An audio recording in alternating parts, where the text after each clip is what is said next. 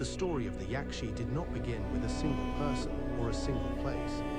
It began with the land itself, stretching along India's southwestern coast. Kerala is a region shaped by water, forests, and the rhythm of the monsoon. To the east rise the ancient Western Ghats, their peaks often hidden beneath drifting clouds. These mountains feed countless rivers that wind through dense rainforests before reaching the quiet backwaters and the Arabian Sea. For thousands of years, this landscape has sustained life. Thick forests offered timber, medicinal plants, and shelter, while fertile soil allowed villages to flourish. Seasonal rains transformed the land into a sea of green, and every stream, waterfall, and grove became part of daily life. Yet nature was never simply a resource. It was respected. People understood that the forests could provide, but they also demanded caution. Wild animals moved through the undergrowth. Rivers could swell without warning, and unfamiliar paths often disappeared beneath dense vegetation, leaving travelers to rely on memory, instinct, and the knowledge passed down through generations.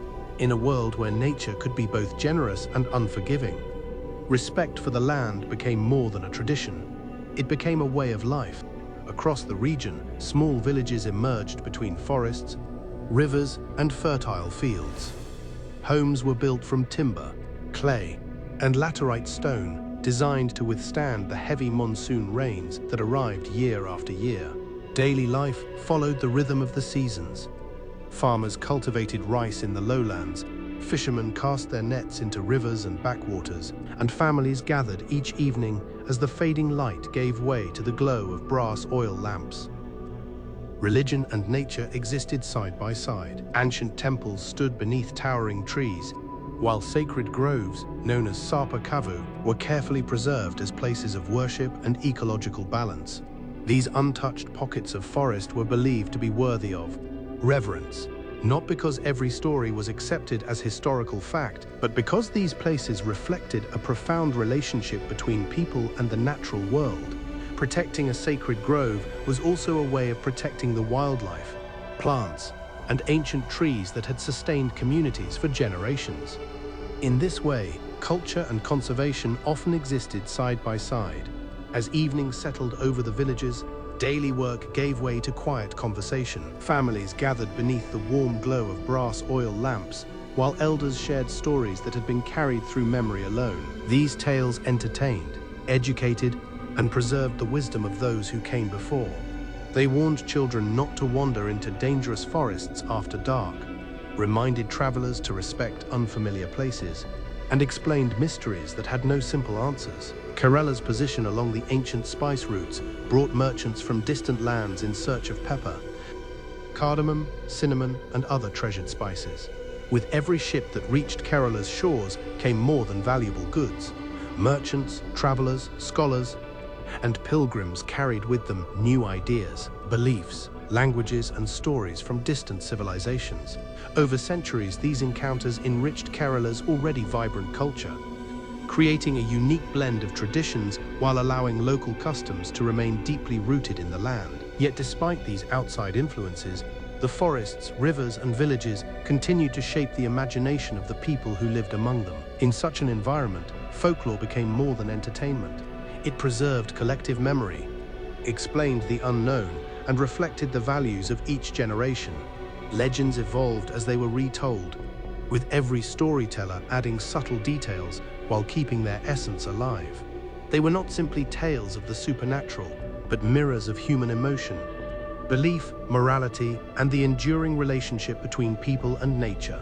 Among the countless stories preserved through Kerala's oral tradition, one legend endured with remarkable strength. It crossed generations, adapted to changing times, and remained deeply woven into the cultural memory of the region. Unlike stories that gradually faded into obscurity, this one continued to be retold in villages, celebrated in literature, reimagined in performing arts, and later portrayed in films and modern media. Its lasting influence did not come from historical evidence, but from the emotions and ideas it carried. It spoke of beauty and danger, love and betrayal, justice and consequence.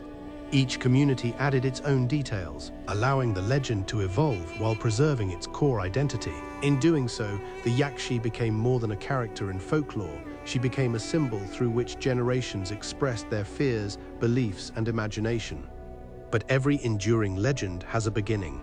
To understand how the Yakshi became one of Kerala's most recognizable figures in folklore, yet every enduring legend begins somewhere. Long before the Yakshi became a familiar figure in stories, songs, and art, her origins were shaped by the beliefs and experiences of the people who lived among Kerala's forests and villages. As generations passed, different communities preserved their own versions of her tale, each reflecting local customs, values, and traditions. Some accounts emphasized tragedy, others spoke of justice, while many portrayed the Yakshi as a symbol carrying deeper cultural meaning rather than a simple supernatural figure. Although the details varied from place to place, the legend continued to evolve without losing its identity. It remained woven into Kerala's oral tradition, reminding each generation of the powerful connection between landscape, memory, and storytelling. In the next chapter, we explore the birth of Yakshi,